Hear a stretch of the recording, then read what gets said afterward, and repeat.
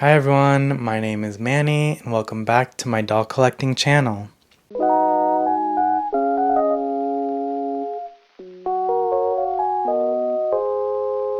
I am so very excited to share with you all my Sherri's doll show haul. So this was my very first time at Sherri's doll show, and in fact it was my very first time at a doll show, and I'm really excited to share my experience with you all. So let's get to it. So here is my Sherri's doll show haul. You can see I've got some vintage fashions as well as some shoes and a jewel hair mermaid Barbie in box.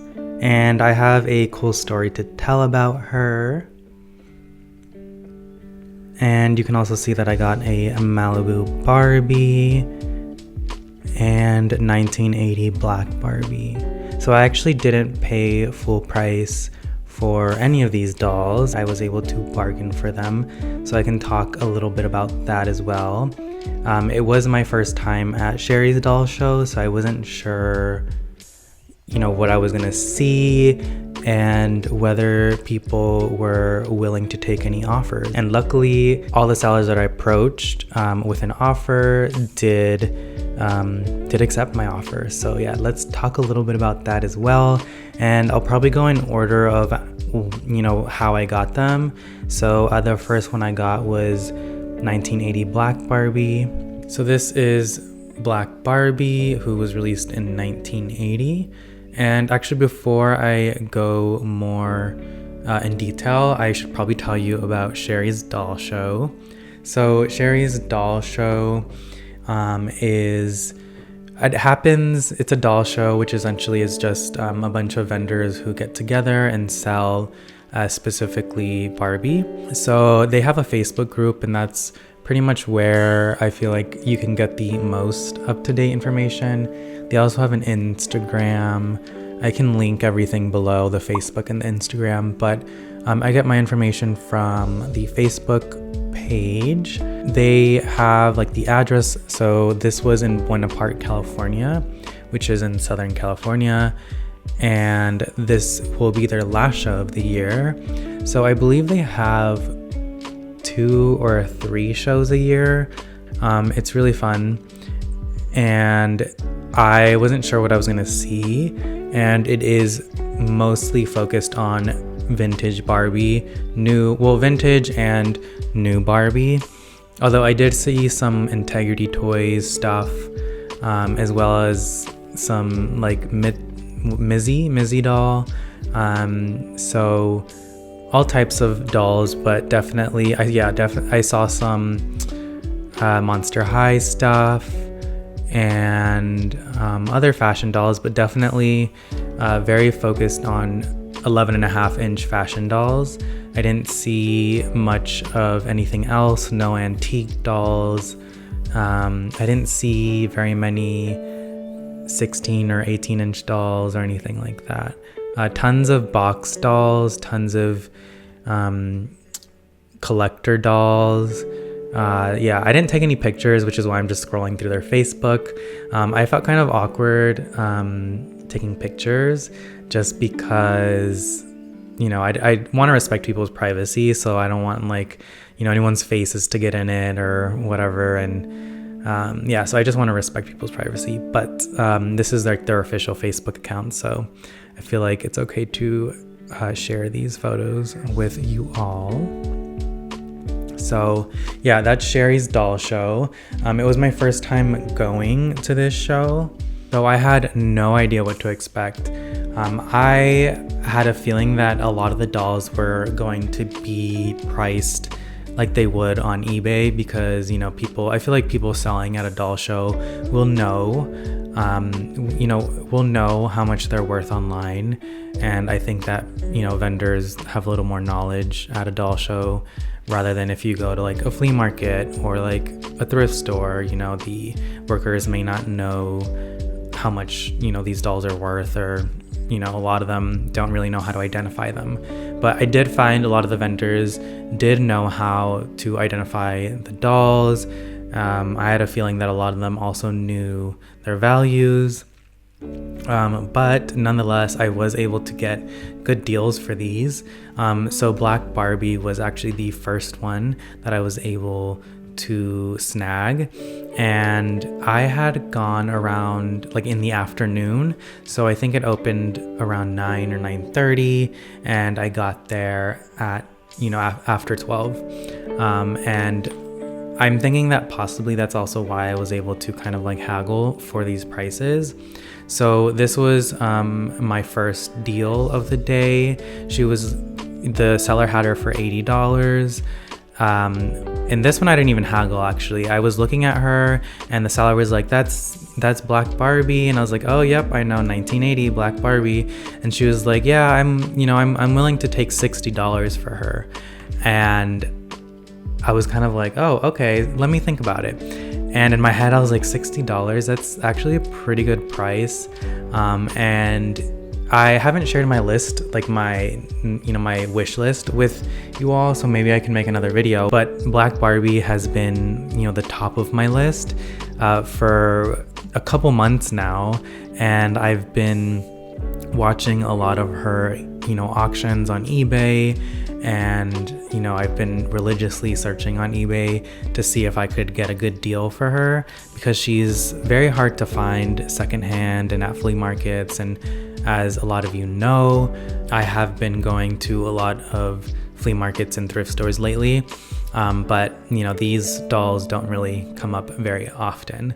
So I've been kind of keeping an eye on eBay and stuff like that, so I'm very familiar with what the prices are for her. And I thought that I thought $80 was a decent deal, especially because she comes with her outfit. I thought $80 was a decent deal. And when she said $60, I was like, okay, like I'm good with that. So yeah, I decided to get her, and she was the first find of the day. She's in very good condition. I checked to make sure that she didn't have like any bite marks or anything, and her toes are all there. Her feet are in really great condition. Her legs do bend and snap.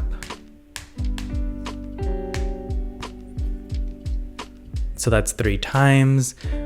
For those of you who may not know, these vintage dolls, the ones from the twist and turn dolls, the ones from, well, this is not twist and turn, this is just a twist, but the ones from the 60s and 70s, they should have 3 clicks. So that's the first one, 2, and 3.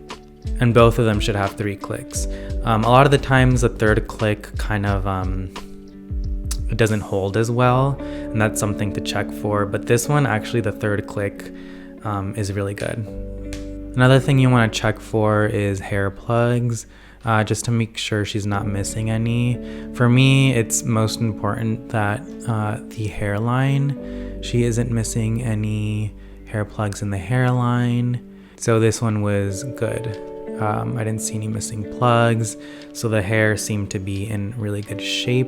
Just kind of needs maybe a little bit of brushing to kind of restyle it a little bit. So yeah, I'm really happy about this. And for those who are curious, this one was made in Taiwan.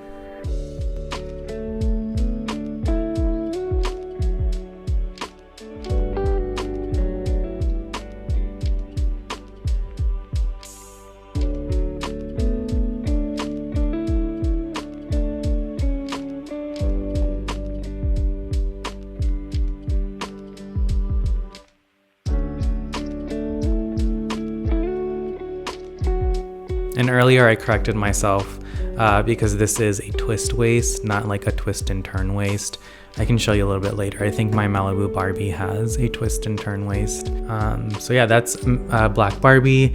And at the same vendor, I actually picked up some clothes because she had like a storage bin with like a bunch of loose clothing that she said she was selling for like $2 each. So this was the clothing that I picked up. The first thing that I saw were these velvet pants, and some of you might recognize this. This is Mood for Music. This is Vintage Barbie, and I already have this outfit, but I love these pants. Like the fit of these pants are so nice that I thought picking up a second one wouldn't hurt, especially for the price. It was $2. So I was like, yeah, I'm definitely gonna get these, and I don't see any like visible stains.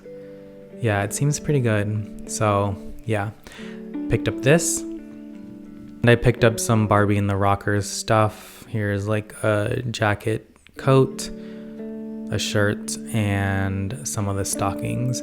So Barbie and the Rockers, I'm in no rush to like collect all of them, but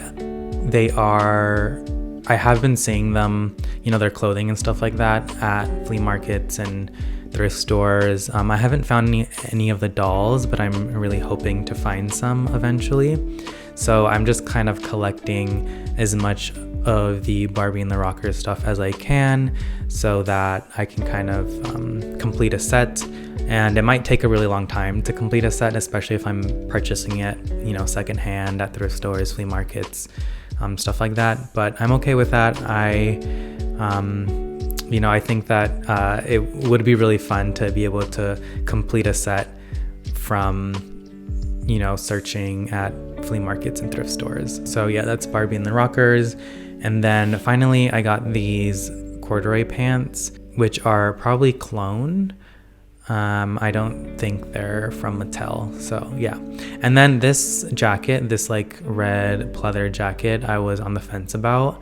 I know it's not Barbie, it seems like a clone fashion, but I was on the fence about, and in the end I was kind of like, I'm just gonna leave this behind. And the seller was like, just take it, take it for free. So she gave me this cute little jacket for free.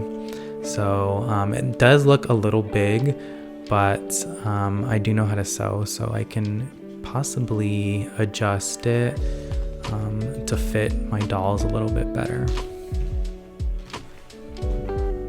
So after the vendor that sold me Black Barbie, I picked up some more fashions, some more like loose fashions.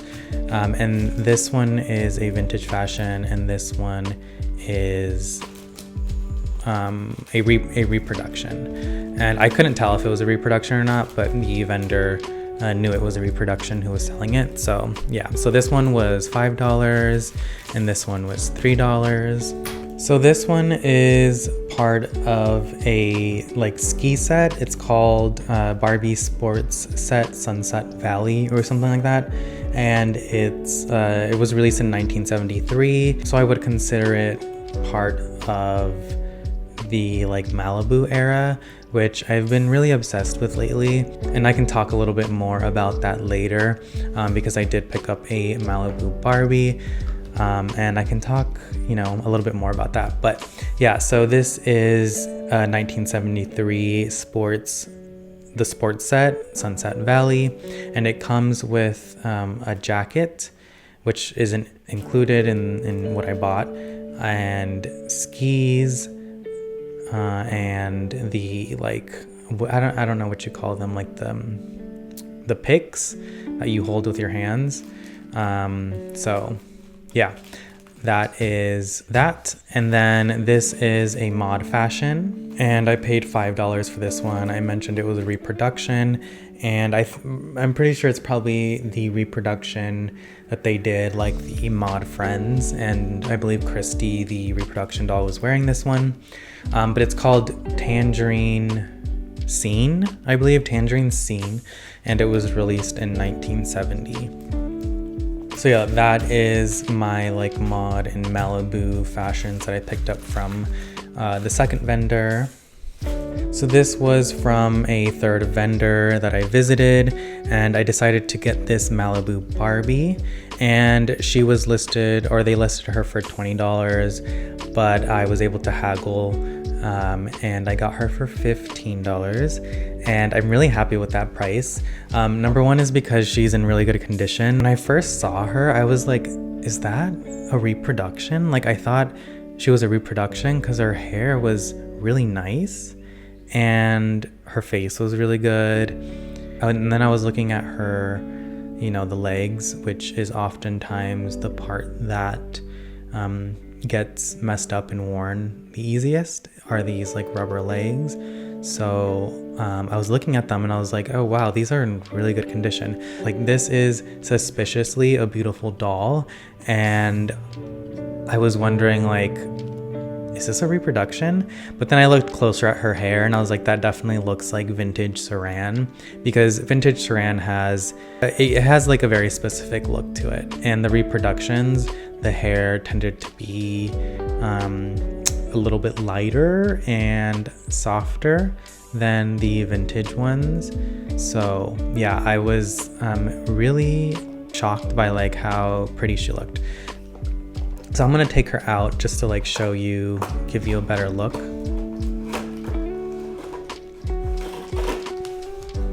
And there is actually a flaw on her face. When I opened her up, I was looking, and that's why I was able to like haggle. I was like, how would you take 15? The seller actually didn't know this. She had some spots here and here, you know, where her hair is kind of covering. So because she had some spots, the seller was, you know, willing to let her go for $15. But her hair is in really good condition. Her rooting is all there, and there's not a ton of breakage. And something that I noticed with a lot of these like Malibu you know, Barbies from the 70s, the hair, it's pretty like tough, like it's definitely tougher and like stiffer, a little bit thicker, I would say, than the saran that they use nowadays, which I think is prone to like breaking and like bending. So a lot of the time with these dolls, if they're, you know, well played with, you'll see a lot of breakage and like flyaways, but this one is pretty good. I mean, there definitely is some flyaways and breakage, but it's not bad at all. And I also checked her bend and, you know, her, you know, snap. I was gonna say bend and snap, but I don't know if that's correct. I guess like bend and click maybe. So yeah, these dolls should click 3 times. That's 1, 2, 2, and then 3. So yeah, this one, the third one, yeah, so you see that the third one kind of doesn't hold as well as my 1980 Black Barbie, but that's something to look out for. If you're buying a vintage doll, just make sure that, you know, she clicks 3 times.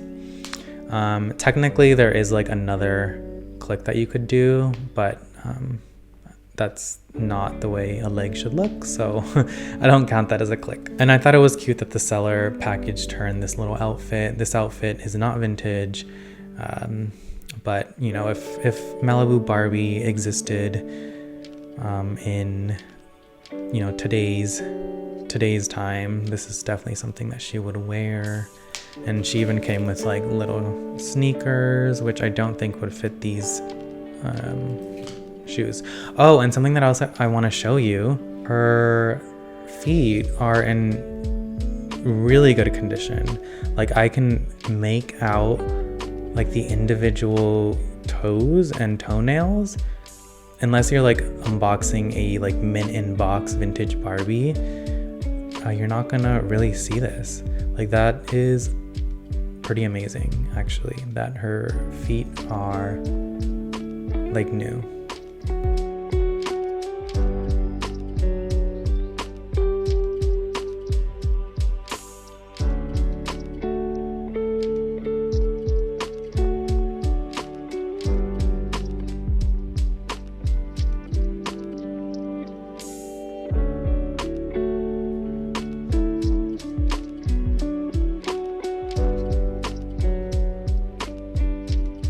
So yeah, that is Malibu Barbie. Oh, and I forgot to talk about my my current obsession with the Malibu Barbie era. So the reason why I'm so obsessed with the Malibu Barbie era is because of my Malibu PJ doll. So in my last video, I shared with you all that I found her at a flea market for $5. And I've just been so obsessed with her. I love the screening and the face mold, of course. It's a collector favorite, the Steffi mold. And I just love how sort of like wholesome, I don't know how else to describe it. Like it feels like very wholesome. This like Malibu era of Barbie feels very like playful and fun, which I've been really loving. I think maybe part of the reason is because I grew up in Southern California, so you know, this sort of like lifestyle feels sort of like outdoorsy, camping and beachy lifestyle feels like very familiar to me. Yeah, it definitely feels like this era feels very playful and fun, which I've been really loving. And Malibu PJ, I have her in this this is from one of the movie dolls. I think it's called like the Pink Power outfit. And yeah, I really actually love the quality of this Pink Power outfit. The material feels really like soft, and it has like a lot of like give to it. And then this you can kind of like tie on your own, so you can like tie it to like fit your doll. And it does have a snap here. Oops. I'm not a fan of these plastic snaps. They don't hold really well. But yeah, so Malibu Barbie has been a doll that I've been reaching, not Malibu Barbie, sorry, Malibu PJ has been a doll that I've been reaching for a lot lately, and she's kind of been my sort of companion, I guess, if you will. And I've been kind of dressing her up in a lot of different things. And she's actually the doll that I took to Sherri's doll show to like accompany me. So yeah, I had brought her in this outfit. I wasn't matching with her. I feel like it would have been fun to like match with her, but she's the doll that I brought to Sherri's doll show. I didn't like walk around with her necessarily, just like kept her in my bag. But it would have been kind of fun to take pictures of her, but I don't know. I'm kind of a shy person, so I didn't really, you know, take her out and show her off or anything. But yeah, so that is why I picked up a Malibu Barbie, because I want to start collecting a lot more of this like Malibu era, because it is, you know, very much like speaking to my inner child, and I really love it. And something that I realized also was Malibu Barbie, she first came out in 1971, 72, I believe. And this would have been the doll that would have been in stores when my mom was a kid. So my mom didn't have any Barbies because they were too expensive. And she grew up pretty poor.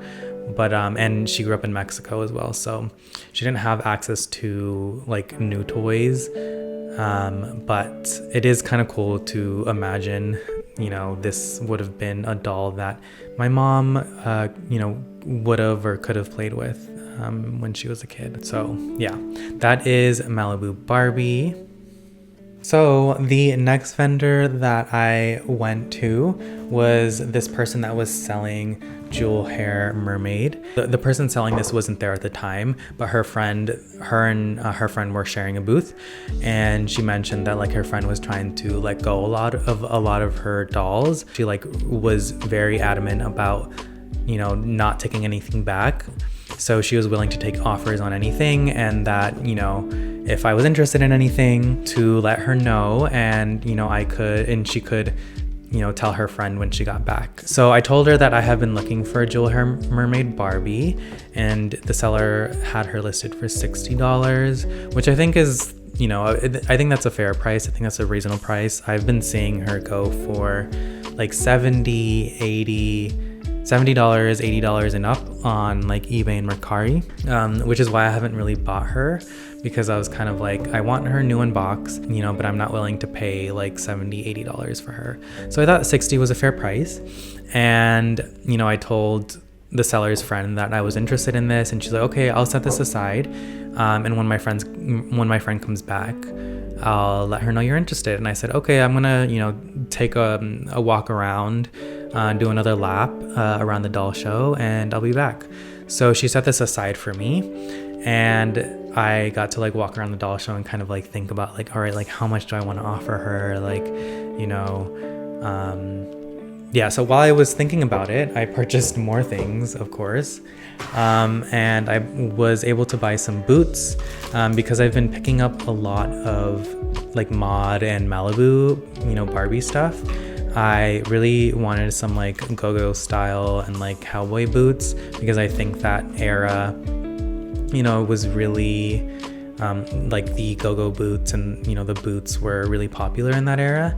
So I wanted to pick some up, and I bought these. I don't know, I imagine these are probably clone boots, but I really like these.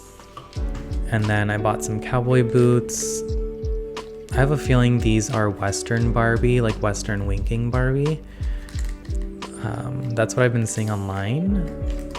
And then I bought these, which are red, and they're probably clone boots. So these were $3. I don't remember how much this was, probably $2, I don't know. And then this one was $2. And they were from the same vendor. And I actually have Malibu Barbie wearing some boots that I had. I don't know if these are clone or like official Barbie, but they're kind of like Western boots, but not like this kind of Western boot. It's like a taller Western boot. I just feel like her character kind of suits these sort of like, you know, go-go boots, cowboy boots, stuff like that. So yeah. Okay, so after buying the boots, I went back, and the seller was, you know, back at her station, and she was like, yeah, I need to let go of everything. Like, you know, I can't take anything back. And she's like, just, you know, give me an offer. Like, what are you willing to pay? What can you pay for her? And in my mind, I was like, okay, so I really don't want to pay any more than $40. And I was like, that feels like a really low offer. But, you know, I expected her to counter, but I was also like, you know, please don't counter, because I also like don't want to pay more than $40. Like, I already bought a bunch of stuff at the show, and I was kind of like, you know, I was kind of like ready to leave because I had spent so much money, and I had already gone around the doll show a couple times. And so yeah, I was just like, okay, $40. And to my surprise, she was like, okay, $40, we can do that. So I got her for $40, which I think is a very fair price, especially because she was new in box. And she was also sold to me by someone who worked with manufacturing on the doll. So her friend told me that she worked with like hair manufacturing for Mattel, and she worked on various Barbies from like the 90s. I would say maybe like the mid to late 90s. And she also did some Cabbage Patch stuff. So I was able to ask her more about like the process of this, which was really cool. So if you're familiar with 90s Barbies, you know that Totally Hair Barbie was released in 1992, and up until that point she had the longest hair ever. And after that, Jewel Hair Mermaid came out, and she then kind of took the crown for the longest hair ever after Totally Hair Barbie. So yeah, Totally Hair Barbie came out in 1992, and Jewel Hair Mermaid Barbie came out in 1996. So the box date is 1995, but a lot of the time, you know, the box date is like a year ahead of when people would see them on store shelves. So yeah, box date 1995, but I'm gonna say she was released in 1996. And she was released alongside a Midge and a Teresa. And I eventually want to collect all three of these, just because 1996 would have been the year that I was like 4 years old. And that was kind of like my, you know, the time in my life that I was like really obsessed with dolls, and I really wanted a Barbie. but my parents wouldn't let me have them, and it was more specifically my dad who wouldn't let me have them. So Jewel Hair Mermaid would have been a Barbie that would be on the shelves, and unfortunately I don't even have any recollections of what dolls were on the store shelves because I was so ashamed when I was a kid that like walking down the like girl aisle, you know, quote unquote girl aisle, to see all the dolls, it made me feel really like shameful. Like I felt like very ashamed. So I kind of like shuddered whenever I would pass the doll aisle at Target. So I wouldn't have known if she was on the shelves, but I know now that she would have been on the shelves, and I probably would have been obsessed with her because she has super long hair and she's sparkling glittery, and I probably will keep her in the box just because she's in really good condition. So yeah, okay, so back to the story about the hair. So she was released, and you know, she took the crown for the Barbie with the longest hair, and the person who was selling me this doll, I'm not gonna mention her name because I'm not sure if she wants me to disclose that or not, but she told me that she worked for Mattel, and during manufacturing they had to she had to work with the manufacturing companies to create this really long hair, and it was a very difficult process. And she said that the manufacturers, really were not happy about it because, this creating a doll with hair this long isn't easy. The machinery that's needed,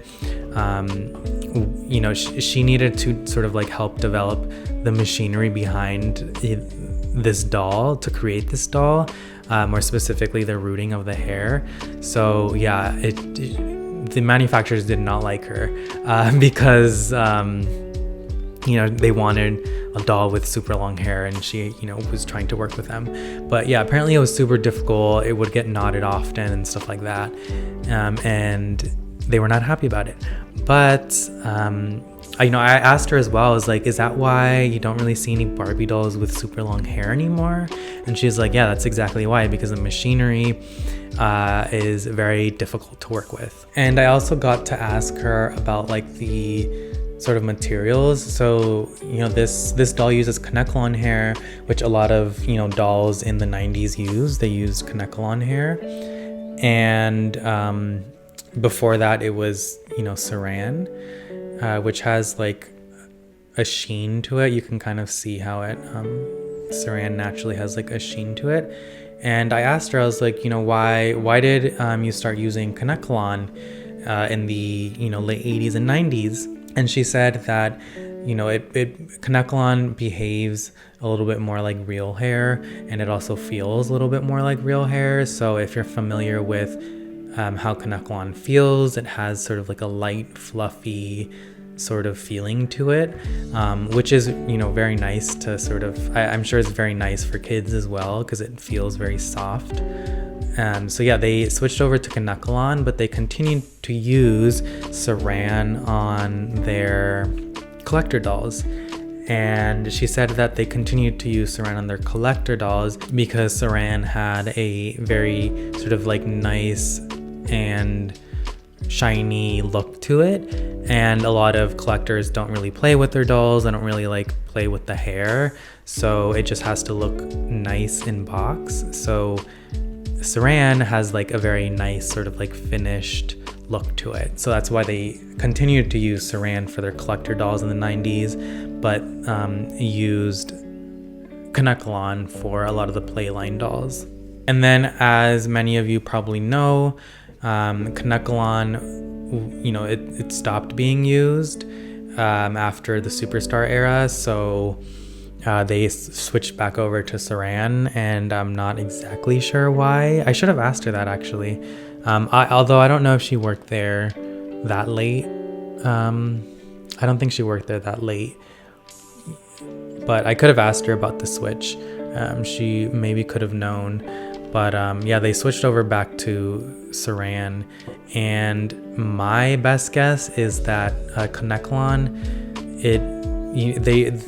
they've done some studies on Kanekalon wigs, and they found that like if you heat up Kanekalon hair, it's not good for your health. I think it like is kind of toxic. It releases some sort of chemical, and it can be very toxic. And that's a study done on wig grade Kanekalon, but I'm not sure if it's the same as doll hair Kanekalon. And the person who worked at Mattel with manufacturing, she also mentioned that doll hair Kanekalon is actually thinner than the wig grade Kanekalon. So, you know, if you did want to reroot a doll, you could probably get wig grade Kanekalon and reroot a doll that way. But just know that doll grade Kanekalon is actually a little bit thinner.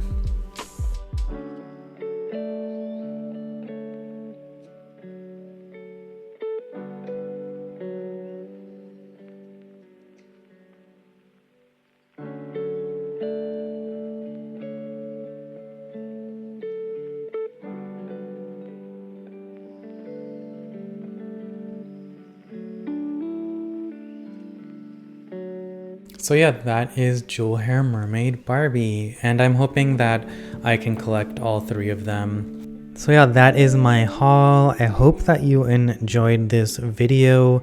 If you did enjoy this video, please don't forget to leave me a like and a comment, and if you haven't already, why not subscribe? All right, everyone, I will see you all in the next one.